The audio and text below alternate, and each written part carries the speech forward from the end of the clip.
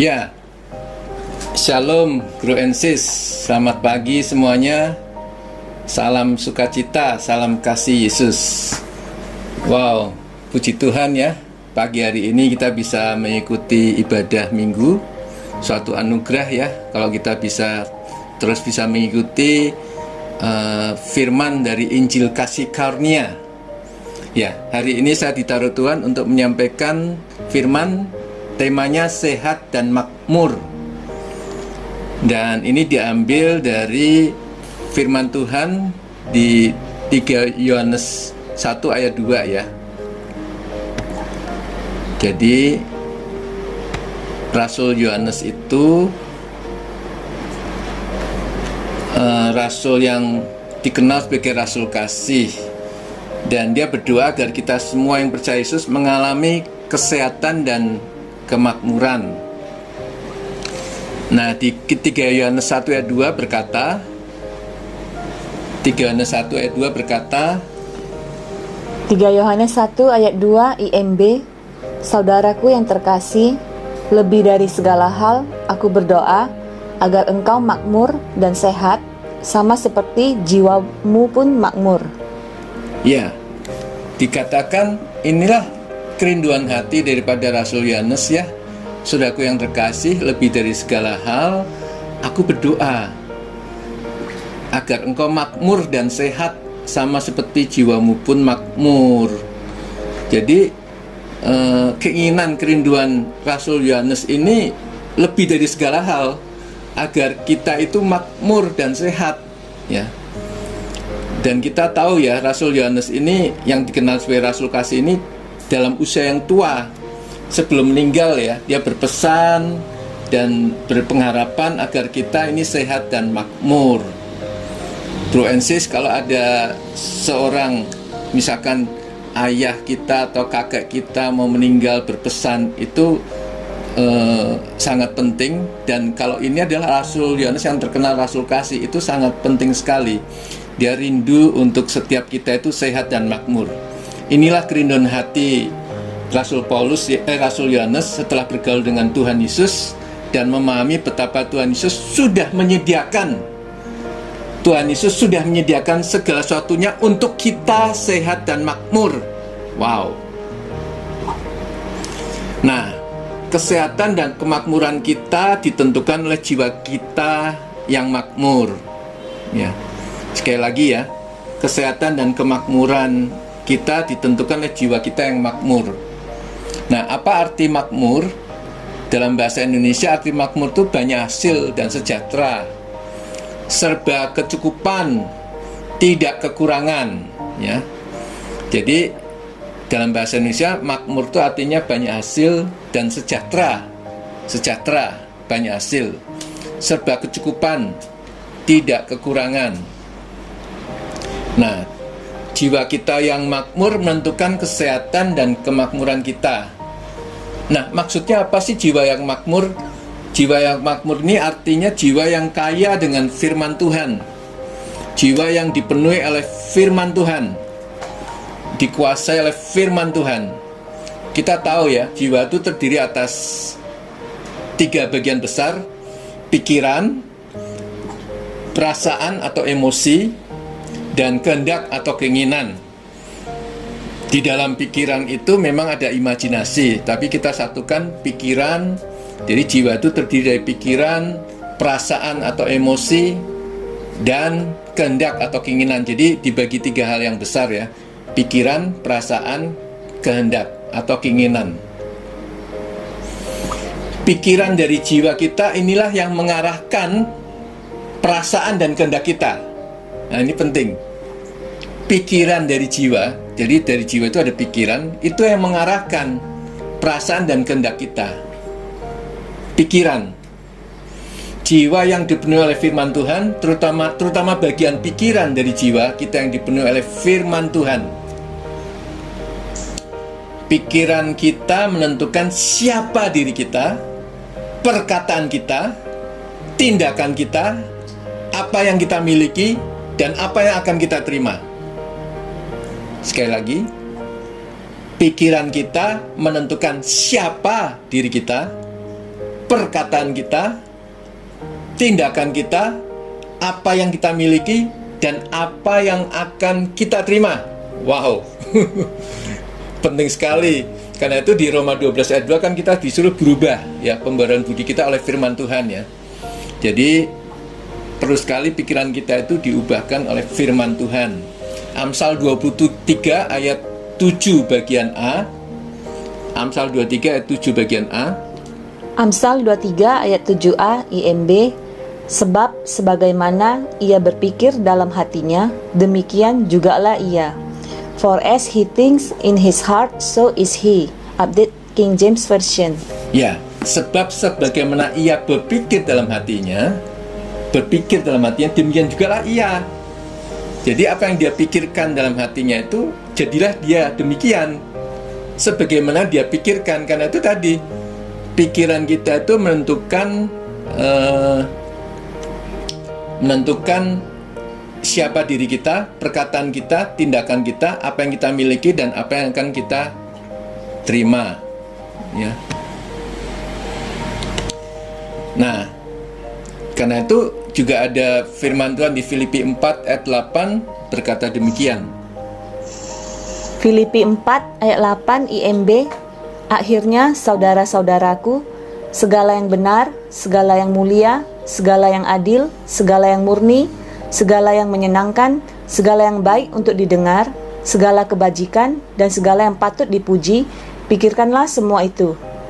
Nah, kita diminta untuk memikirkan segala yang mulia, segala yang benar, segala yang adil, segala yang murni, segala yang menyenangkan, segala yang baik untuk didengar, segala kebajikan, dan segala yang patut dipuji. Karena pikiran kita menentukan siapa diri kita, perkataan kita, tindakan kita, dan apa yang kita miliki, dan apa yang akan kita terima.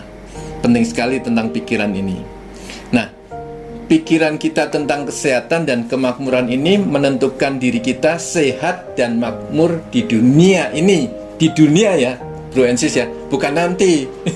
Di dunia ini, sekarang ini. Sekali lagi ya, pikiran kita tentang kesehatan dan kemakmuran ini menentukan diri kita sehat dan makmur di dunia ini. Sewaktu kita banyak merenungkan firman Tuhan, maka jiwa kita, khususnya bagian pikiran dan imajinasi, seringkali menerima pewahyuan dari Tuhan.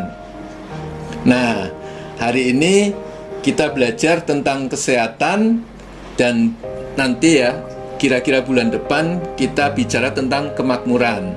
Jadi hari ini kita bicara hanya fokus pada kesehatan saja. Nah, dan tentang kesehatan dan kemakmuran ini, itu menurut Rasul Yohanes itu lebih dari segala hal kita itu supaya sehat dan makmur. Jadi Rasul Yohanes sangat mementingkan tentang kesehatan dan kemakmuran supaya kita memilikinya. Nah, hari ini kita akan belajar tentang kesehatan ya. Ada 7 pewahyuan yang menyembuhkan kita ya. Ada 7 pewahyuan yang menyembuhkan kita. Yang pertama, Tuhan tidak dapat mengingkari dirinya. Suatu pewahyuan tentang Tuhan Yesus Kristus Sang Penyembuh menyembuhkan kita. Jadi Tuhan itu dirinya adalah Sang Penyembuh. Kita tahu juga ya, dulu di zaman Perjanjian Lama, Tuhan penyembuh disebut Jehovah Rafa. Itu ada di Keluaran 15 ayat 26b. Aku tidak akan menimpakan kepadamu penyakit manapun yang telah kutimpakan kepada orang Mesir, sebab aku Tuhanlah yang menyembuhkan engkau. Keluaran 15 ayat 26b. Akulah Yahweh penyembuhmu. IMB Keluaran 15 ayat 26b. Tuhan berkata dalam Perjanjian Lama ya, bahwa akulah Tuhan penyembuhmu, akulah Yahweh penyembuhmu. Jadi Tuhan tidak bisa mengingkari dirinya bahwa dia itu Sang Penyembuh. Dia itu adalah Tuhan yang menyembuhkan. Nah, itu luar biasa sekali, Bro and Sis ya. Persekutuan intim dengan Tuhan menyembuhkan kita. Nah, kita tahu ya, kekristenan kita ini kan berfokuskan pada hubungan kasih dengan Tuhan penyembuh, yaitu Jehovah Rapha. Jadi saat kita itu menyadari bahwa Tuhan di dalam diri kita itu juga ada Sang Penyembuh atau Jehovah Rapha, kesembuhan itu mengalir dari diri kita itu setiap saat, setiap waktu ya. Nah, kita pernah ingat ya, seorang wanita sakit pendarahan selama 12 tahun, sudah pergi ke berbagai tabib, tidak sembuh-sembuh. Tapi waktu dia mendengar, waktu mendengar Yesus akan lewat, dan dia mendengar bahwa Yesus itu banyak menyembuhkan banyak orang, dan dia waktu mendengar itu timbul iman. Timbul iman, wanita pendarahan ini timbul iman saat mendengar tentang Tuhan Yesus yang akan lewat dekat rumahnya. Nah, terus saat timbul iman tuh dia mengatakan oleh dirinya sendiri, asal ku jamah ujung jubahnya, aku sembuh. Dari dia mendengar timbul iman, dia menyatakan dirinya, asal ku jamah saja ujung jubahnya. Imannya membuat dia itu percaya, asal ku jamah ujung jubahnya, aku sembuh. Maka di tengah kesakitannya, dia menyeruak di kerumunan orang-orang di dekat Yesus, dan dia bisa menjamah ujung jubah Yesus, dan ada kuasa yang keluar dari tubuh Yesus menyembuhkan dia. Dan Tuhan Yesus berkata, imanmu menyelamatkanmu. Bro and sis, kalau kita merenungkan ya sejenak, ujung jubahnya Yesus saja begitu luar biasa, mengalirkan kuasa daripada diri pribadi Yesus Sang Penyembuh. Apalagi sekarang Sang Penyembuh itu, Jehovah Rapha itu, Yahweh Rapha itu ada di dalam kita. Percayalah, ada kesembuhan, ada kesehatan ilahi yang sudah ada di dalam diri kita, dan itu mengalir setiap saat, setiap waktu ya, untuk kita selalu sehat. Sebetulnya Tuhan itu kan menciptakan manusia, semuanya sudah diberi imunitas ya, kemampuan. Tubuh manusia itu, semua orang itu diberi kemampuan untuk menolak penyakit ya, menghancurkan penyakit di dalam tubuh setiap manusia yang ciptaan Tuhan ini ya. Lebih-lebih sekarang kita yang percaya Yesus, waktu kita percaya Yesus, kita lahir baru, kita menjadi ciptaan baru, kita itu sudah dijadikan orang sehat.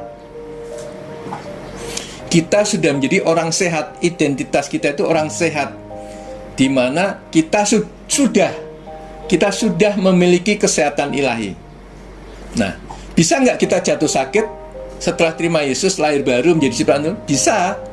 Karena kenapa bisa sakit? Karena kita hidup di dunia ini, Adam dan Hawa waktu itu jatuh dalam dosa, dan dosa itu menimbulkan kematian, dan teman-teman dari kematian itu salah satunya penyakit. Karena itu di dunia ini ada penyakit, sakit penyakit. Tapi kabar baiknya, kita waktu percaya Yesus sudah menjadi orang sehat. Kalau jatuh sakit, maka kita disebut orang sehat yang sedang menolak sakit penyakit, bukan orang sakit yang mencari kesembuhan. Kalau orang sakit mencari kesembuhan, apa yang dicari bisa didapat, bisa tidak. Karena itu banyak orang yang Kristen ya, sakit kanker, tumor, ya banyak berita-beritanya meninggal, mati. Kenapa? Karena tidak memahami. Dia memahami adalah orang sakit yang mencari kesembuhan. Ada yang dapat sembuh, ada yang tidak. Tapi kalau kita yang menyadari bahwa kita adalah orang sehat yang jatuh sakit, waktu jatuh sakit itu kita menolak penyakit, maka kesehatan itu sudah kita miliki, kesembuhan itu sudah kita miliki. Dan saat kita menyadari bahwa firman kebenaran itu lebih tinggi dari fakta-fakta yang kita lihat secara mata jasmani ini, yang kita rasakan, yang kita lihat, maka firman kebenaran itu berkuasa memulihkan, menyembuhkan tubuh kita, diri kita. Begitu bro and sis. Ini hal yang luar biasa ya, mengetahui bahwa Dia itu sang penyembuh. Namun bukan sembarangan sang penyembuh, tapi sang penyembuh yang hidup di dalam diri kita. Wow, Dia tidak mati tapi hidup. Ada kuasa kehidupan di dalam diri kita juga ya. Ada kehidupan Dia yang mengalir dalam diri kita. Saat kita percaya Yesus, kita menerima Dia seutuhnya di dalam diri kita. Dia itu roh, walaupun tidak kelihatan, Dia tinggal di dalam kita. Dan Dia ini hidup, kehidupannya Dia itu yang mengalir dalam kehidupan kita ya. Rasul Paulus berkata di Galatia 2 ayat 20, aku telah turut disalibkan dengan Kristus, namun aku hidup, tapi bukan lagi aku sendiri yang hidup, tapi Kristus yang hidup dalam aku. Dan hidupku yang sekarang kuhidupi secara jasmani, hidup oleh iman Kristus yang telah mengasihi aku dan telah menyerahkan dirinya untukku. Jadi Rasul Paulus menyadari bahwa kehidupan dia itu sudah mati dan kehidupan Kristus itu yang ada dalam dirinya. Dan sama dengan kita ya, kita ini sebenarnya sudah mati bersama Dia waktu mati di salib, dan kita itu hidup bersatu dengan kebangkitannya. Kita hidup bersama Dia, kehidupan Kristus yang mengalir atas kita, dan kuasa kehidupan itu, kuasa kebangkitan itu ada dalam diri kita. Itu luar biasa. Termasuk kuasa kesehatan, kuasa kesembuhan ada dalam diri kita. Wow. Ini karena kita banyak memikirkan atau merenungkan firman Tuhan, perkataan-perkataan Tuhan, maka kita bisa menerima pewahyuan-pewahyuan seperti ini. Nah, yang kedua, firman adalah roh, kehidupan, dan obat. Persekutuan intim dengan firman menyembuhkan kita ya. Persekutuan intim dengan firman menyembuhkan kita. Mazmur 107 ayat 20. Mazmur 107 ayat 20 IMB. Dia mengucapkan firman-Nya dan menyembuhkan mereka, serta membebaskannya dari lubang kebinasaan mereka. Firman-Nya itu menyembuhkan ya. Amsal 4 ayat 20 sampai 22. Amsal 4 ayat 20 sampai 22 IMB. Anakku, perhatikanlah perkataanku, arahkanlah telingamu kepada ucapanku. Hendaklah semuanya itu tidak menjauh dari matamu, dan peliharalah itu di dalam hatimu. Sebab semuanya itu adalah kehidupan bagi mereka yang menemukannya dan yang mengobati seluruh tubuhnya. Nah, di Amsal 4 20 sampai 22 ini dikatakan perkataan-perkataan Tuhan itu adalah kehidupan dan obat loh Bapak Ibu, obat. Jadi waktu saya membaca firman Tuhan, kan Matius 4 ayat 4 berkata, manusia hidup bukan dari roti saja, tapi dari setiap firman yang keluar dari mulut Tuhan. Waktu saya membaca Alkitab, membaca firman Tuhan, itu saya percaya ya bahwa firman Tuhan, perkataan-perkataan Tuhan itu adalah kehidupan Tuhan mengalir dalam diri saya. Yohanes 6 ayat 63 berkata, perkataan-perkataanku adalah roh dan kehidupan. Jadi waktu saya makan firman atau membaca firman atau merenungkan firman, itu ada roh dan kehidupan dan obat ya, masuk dalam diri saya. Bro and sis, kalau makan tadi breakfast ya, saya makan makanan pagi, nasi pecel tadi pagi ya. Walaupun saya tidak merasakan vitamin A, vitamin B, vitamin C, vitamin yang ada di dalam makanan saya, tapi saya percaya ada vitamin yang masuk pada saya, walaupun saya tidak merasakan vitamin A, B, C itu ya.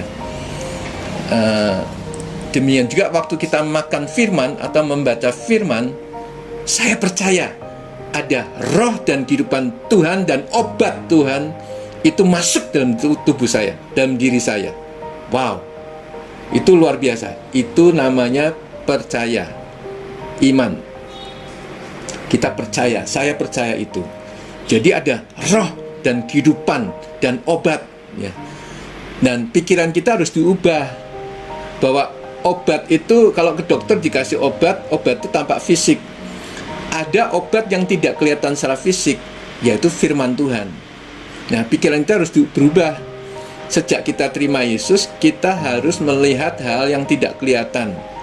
Seperti firman Tuhan itu adalah tidak kelihatan tapi ada nyata. Tuhan itu tidak kelihatan tapi ada nyata. Jadi saat saya membaca firman, merenungkan firman, pikiran saya pada firman, saya makan firman, maka saya percaya ada roh dan kehidupan dan obat itu masuk dalam tubuh saya, dalam diri saya. Sup, sup, sup. Nggak bunyi sih, tapi itu percaya. Itu percaya, nggak bunyi tapi percaya. Itu demikian, bro and sis. Jadi firman Tuhan itu adalah roh, kehidupan dan obat bagi diri kita. Wow. Yang ketiga, pewayan yang ketiga ya, kuasa dosa telah dihancurkan, kita telah diampuni, ya.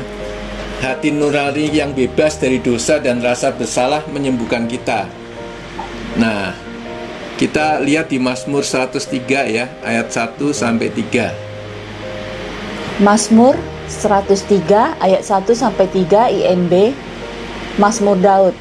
Pujilah Yahweh, hai jiwaku, dan segenap batinku, pujilah namanya yang kudus. Pujilah Yahweh, hai jiwaku, dan janganlah melupakan segala kebaikannya. Dia yang telah memberikan pengampunan atas segala kesalahanmu, dan yang telah memberikan kesembuhan atas segala penyakitmu. Ya, di Mazmur 103 ini kesembuhan itu dimulai dulu dari pengampunan, ya. Jadi pengampunan atas segala kesalahan, baru Tuhan berbicara tentang kesembuhan. Ternyata ada hubungan antara kesembuhan dengan kesalahan atau dosa. Begitu. Yesaya 53 ayat 5. Yesaya 53 ayat 5 IMB. Padahal dialah yang tertikam karena pemberontakan kita, yang diremukkan karena kejahatan kita. Ganjaran yang mendatangkan keselamatan bagi kita ditimpakan kepadanya, dan oleh bilur-bilurnya kita sudah disembuhkan. Ya, Yesaya 53 ini berbicara tentang pemberontakan atau kesalahan kita atau dosa kita, kejahatan kita, ya. Tapi kemudian itu semua ditanggung oleh Tuhan Yesus dan kita menerima keselamatan, dan setelah itu bicara tentang bilur-bilurnya kita sudah disembuhkan. Oleh bilur-bilur Tuhan Yesus kita sudah disembuhkan.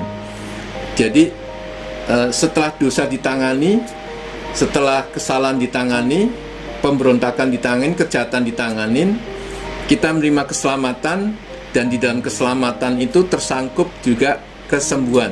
Jadi bro and sis, sewaktu kita percaya Yesus Kristus, kita lahir baru, kita menjadi ciptaan baru, itu tuh urusan dosa sudah beres. Urusan dosa sudah dibereskan, ya. Urusan kejahatan kita, termasuk hukuman dosa, hukuman kita, perasaan bersalah kita, semuanya sudah dibereskan oleh Tuhan Yesus. Dan keselamatan itu kita terima, termasuk di dalam keselamatan yang bahasa Yunaninya itu sozo. Di dalam keselamatan itu ada kesembuhan. Jadi waktu kita terima Yesus, percaya Yesus, keselamatan yang kita terima itu termasuk kesembuhan. Itu satu paket, bro and sis. Kita lihat juga di 1 Petrus 2 ayat 24. Ini ayat yang hampir sama dengan Yesaya 53 tadi. 1 Petrus 2 ayat 24 IMB. Dia sendiri telah menanggung segala dosa kita di dalam tubuhnya di atas kayu salib, supaya kita yang telah mati terhadap dosa dapat hidup dalam kebenaran. Oleh bilur-bilurnya kamu telah disembuhkan. Ya, sama ya, 1 Petrus 2 ayat 24. Ini setelah dosa ditangani, kita menerima oleh bilur-bilurnya kamu telah disembuhkan. Oleh bilur-bilur Tuhan Yesus, kita telah disembuhkan, sudah disembuhkan ya. Sudah disembuhkan. Dan yang luar biasa ya Bro and Sis ya, ini ada ayat yang bagus di Amsal 20 ayat 30. Amsal 20 ayat 30. Amsal 20 ayat 30 IMB, memar-memar luka dapat membersihkan kejahatan. Demikian juga bilur-bilur dapat membersihkan lubuk hati. Ternyata bilur-bilur di sini dikatakan dapat membersihkan lubuk hati. Jadi bilur-bilur Yesus itu bukan hanya menyembuhkan secara fisik, tapi juga in deepest in your heart. Jadi di kedalaman lubuk hatimu itu juga ada pembersihan. Itu luar biasa Bro and Sis. Bukan hanya secara fisik kita disembuhkan, tapi di dalam diri kita ya juga disembuhkan. Di dalam hati kita juga dibersihkan, disembuhkan. Itu luar biasa. Nah, Bro and Sis, perlu kita ketahui ya, Yesus mati di salib menanggung segala dosa kita, kutuk kita ya, penyakit kita, juga hukuman, juga perasaan bersalah kita, semua ditanggung Yesus di atas kayu salib. Dan dia ini satu-satunya manusia yang disalib, namun dicambuk-cambuk demi kita. Dia dicambuk-cambuk, disakiti oleh cambukan-cambukan itu, oleh bilur-bilur tubuhnya itu, kita dijadikan sembuh, kita dijadikan sehat. Kita dijadikan sehat. Dia lakukan itu demi kita. Dua penjahat di kanan kiri Tuhan Yesus itu tidak dicambuk. Satu-satunya manusia yang disalib, dicambuk itu Yesus, dicambuk-cambuk supaya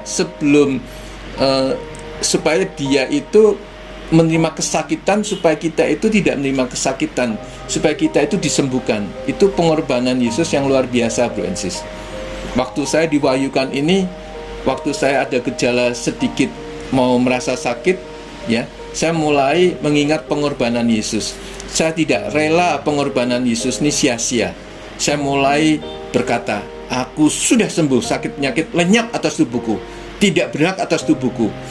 Oleh bilur-bilur Tuhan Yesus aku sudah disembuhkan. Saya tidak rela pengorbanan Yesus itu sia-sia Bro and Sis. Waktu pewahyuan itu turun, ada kuasa bahwa pengorbanan Yesus itu tidak boleh sia-sia. Dia sudah berkorban untuk Bro and Sis dan saya Bro and Sis. Demikian luar biasanya pengorbanan Yesus demi kita. Dia dicambuk-cambuk supaya oleh bilur-bilurnya kita menjadi sehat. Dia menerima kesakitan kita supaya kita itu sehat Bro and Sis. Wow, itu luar biasa sekali. Dan yang keempat ya, yang keempat, Yesus telah menanggung penyakit kita di kayu salib. Suatu pewahyuan tentang Yesus Kristus yang menanggung segala dosa, kutuk, penyakit, dan hukuman sangat memerdekakan kita, dan itu juga menyembuhkan kita. Matius 8 ayat 17. Matius 8 ayat 17 IMB, sehingga genaplah firman yang dikatakan Nabi Yesaya, Dialah yang mengambil kelemahan kita dan menanggung segala penyakit kita. Amin. Dialah yang mengambil kelemahan kita, termasuk kelemahan kita ditanggung oleh Dia, dan Dia juga menanggung segala penyakit kita. Wow, itu luar biasa. Begitu besar kasihnya Tuhan Yesus pada kita, Dia sampai tanggung semua itu demi kita, Bro and Sis. Wow. Yang kelima, penyakit adalah perbuatan musuh. Pewahyuan tentang kemenangan Kristus atas iblis menyembuhkan kita. Sekali lagi ya, pewahyuan tentang kemenangan Kristus atas iblis menyembuhkan kita. Karena penyakit itu adalah perbuatan musuh. Kisah 10 ayat 38. Kisah para Rasul 10 ayat 38 IMB. Elohim telah mengurapi Yesus dari Nazaret dengan Roh Kudus dan dengan kuasa. Yesus berjalan, berkeliling, melakukan kebaikan dan menyembuhkan semua orang yang dikuasai oleh iblis karena Elohim ada bersamanya. Nah, pewahyuan ini ya, Bro and Sis, yang penting sekali, bahwa Yesus itu sudah menang atas segalanya, termasuk atas iblis atau si jahat. Namun banyak sekali ya orang Kristen, orang yang sudah percaya Yesus masih kadang-kadang bersaksi, wah kemarin tuh saya diserang oleh si jahat, si iblis, begini-begini ini. Aku sampai berpuasa dan akhirnya serangan iblis itu hilang lenyap. Bro and sis, itu belum memahami tentang kemenangan Yesus. Yesus sudah menang atas kita, bro and sis. Dia sudah memenangkan itu. Kemenangan itu sudah diberikan pada kita. Bro and sis nggak perlu doa puasa seperti itu, karena puasa itu tidak menggerakkan Tuhan. Puasa itu menggerakkan dirimu untuk percaya bahwa Yesus sudah menang, bahwa si jahat sudah dikalahkan. Jadi puasa itu bukan untuk menggerakkan Tuhan, tapi menggerakkan dirimu untuk percaya bahwa Yesus sudah menang, si jahat sudah dikalahkan, si iblis sudah dikalahkan, udah keok gitu loh, nggak level deh, begitu loh. Jadi sekarang itu saya udah nggak banyak bicara tentang si jahat, si iblis, karena dia udah kalah. Tapi dia menguasai orang-orang di luar sana, bisa menguasai orang-orang di luar sana yang belum percaya Yesus. Si jahat bisa menguasai orang-orang di sana, begitu, di luar Tuhan Yesus ya. Tapi kita sudah menang, kemenangan sudah diberikan, begitu bro and sis. Jadi udah nggak level deh, sudah keok si jahat gitu. Jadi ingat itu bro and sis. Kalau kesaksian kita masih begitu tuh belum menyadari kemenangan yang sudah ada di dalam Yesus Kristus di dalam kita. Yang keenam, Tuhan adalah kasih. Ya. Pewahyuan tentang kasih Tuhan pada kita menyembuhkan kita. Penyakit adalah sumber ketakutan, tetapi kasih yang sejati melenyapkan ketakutan. 1 Yohanes 4 ayat 16 dan 18. 1 Yohanes 4 ayat 16 dan 18 IMB. Kita telah mengenal dan percaya akan kasih Elohim kepada kita. Elohim adalah kasih. Siapa yang tinggal di dalam kasih, ia tinggal di dalam Elohim dan Elohim di dalam dia. Di dalam kasih tidak ada ketakutan. Sebaliknya, kasih yang sempurna mengusir ketakutan. Karena ketakutan mengandung siksaan. Dan siapa yang takut, ia belum sempurna kasihnya. Amin. Nah, yang terakhir adalah ketujuh. Tuhan menghendaki kita sembuh dan sehat ya.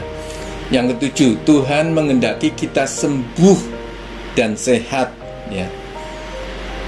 Termasuk Tuhan menghendaki kita itu selain sembuh dan sehat juga makmur nanti ya di kira-kira bulan depan tentang kemakmuran.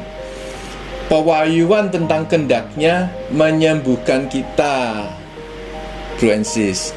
Jadi penyakit itu ya bro and sis ya bukanlah bagian dari rencana Tuhan bagi ciptaan, bagi kita ya. Jadi penyakit itu dari awal bukanlah bagian dari rencana Tuhan. Penyakit itu timbul saat Adam dan Hawa jatuh dalam dosa, maka ada kematian, ada penyakit. Jadi penyakit bukan bagian dari rencana Tuhan. Nah, penyakit ada di dunia ini karena kejatuhan Adam dalam dosa, ada penyakit di dunia ini, bro and sis. Nah, jadi tidak ada penyakit ya pada saat penciptaan. Bisa dilihat di kitab Kejadian 1 pasal pertama ya. Nah, juga kita lihat juga Yesus menentang penyakit.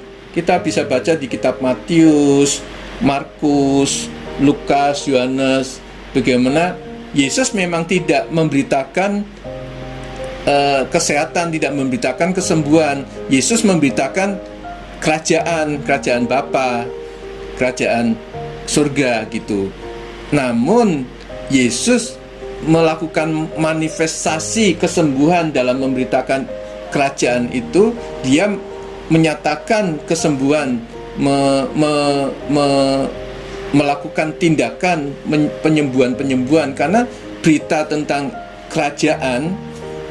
Yesus kan memberitakan kerajaan Bapa. Berita tentang kuasa di dalam kerajaan itu, ada kesembuhan, ada kesehatan. Itu dia tidak hanya bicara saja, tapi menyatakan kesembuhan itu terjadi. kesehatan itu dinyatakan begitu. Juga di kitab Wahyu ya, kesembuhan bagi bangsa-bangsa. Jadi kehendak Tuhan itu untuk kita itu sehat. Itu perlu kita tahu. Kehendak Bapa untuk kita sebagai anaknya itu sehat dan sembuh dan sehat. Begitu. Sama seperti saya punya anak. Saya rindu anak-anak saya semua sehat, makmur. Itu kerinduan kita sebagai manusia yang normal aja. Orang tua ingin anak-anaknya itu sehat dan makmur. Itu orang tua di bumi yang normal. Apalagi Bapa di surga, dia rindu anak-anaknya itu sehat dan makmur. Itu kehendaknya dia. Dan kita tahu ya bahwa Yesus itu mau menyembuhkan siapa saja. Yesus waktu ada di dunia ini, dia menyembuhkan siapa aja, mau bangsa Yahudi, mau bangsa bukan Yahudi, dia sembuhkan. Ya, ia juga pasti menyembuhkan kita ya. Bahkan kuasa kesembuhan dan kesehatan ilahi sudah diberikan kepada kita saat kita lahir baru, yaitu saat kita percaya kepada Tuhan Yesus. Saat kita lahir baru, kita menjadi orang yang sehat. Sewaktu kita jatuh sakit, maka kita yang adalah orang sehat sedang menolak atau melawan penyakit, bukan orang sakit yang sedang mencari kesembuhan. Begitu bro and sis, ingat kita itu orang sehat, dan Yesus itu penyembuh kita itu ada di dalam kita. Suatu anugerah ya, bahwa Tuhan di zaman perjanjian baru Injil kasih karunia itu mau tinggal di dalam kita. Itu suatu rahasia yang tersembunyi dari masa ke masa, dari abad ke abad, dari turunan ke turunan, yang sekarang dinyatakan pada orang-orang kudusnya, bahwa Christ in you, Kristus di dalam kita, Kristus di dalam kamu, Kristus di dalam saya, di dalam bro and sis. Itu rahasia yang disembunyikan berabad-abad, dari turunan ke turunan, dari generasi ke generasi. Tapi sekarang dinyatakan bahwa Kristus Tuhan itu yang maha dahsyat itu tinggal dalam kita. Bro and sis ini dahsyat karena ada Tuhan di dalam kita. Itu luar biasa. Kalau dulu waktu Yesus ada di dunia, orang-orang berpikir kesembuhan itu dari luar. Waktu Yesus datang, dia menjamah, maka orang itu sembuh. Jadi kesembuhan itu lewat dari luar ya. Yesus kan di luar, belum di dalam kita. Tapi sejak perjanjian baru Injil kasih karunia, Yesus sudah di dalam kita. Kesembuhan itu sudah di dalam kita, sudah kita miliki bahkan. Jadi jangan berpikir lagi seperti Yesus yang masih di luar. Kalau zaman waktu Yesus ada di dunia, dimanapun Yesus berada, mereka kejar Yesus untuk kesembuhan itu. Dan semua orang yang datang pada Yesus disembuhkan semua. Tapi Yesusnya masih di luar daripada orang tersebut, orang yang mencari kesembuhan, orang yang mengejar kesembuhan. Tapi kita sekarang di zaman perjanjian baru Injil kasihnya, Tuhan itu yang penyembuh itu ada di dalam kita. Itu wow sekali. Setiap saat, setiap waktu kuasa kesembuhannya mengalir. Begitu. Jadi bro and sis tidak perlu pergi minta didoakan oleh orang lain sebetulnya kalau mengerti hal ini. Tapi sadarilah bahwa Tuhan yang dahsyat itu ada di dalam kita. Itu luar biasa. Dia penyembuh kita. Demikian bro and sis. Bergembiralah, bersukacitalah, sebab kesehatan ilahi sudah kita miliki. Kita merupakan orang sehat di dalam Kristus bro and sis. Haleluya. Amin.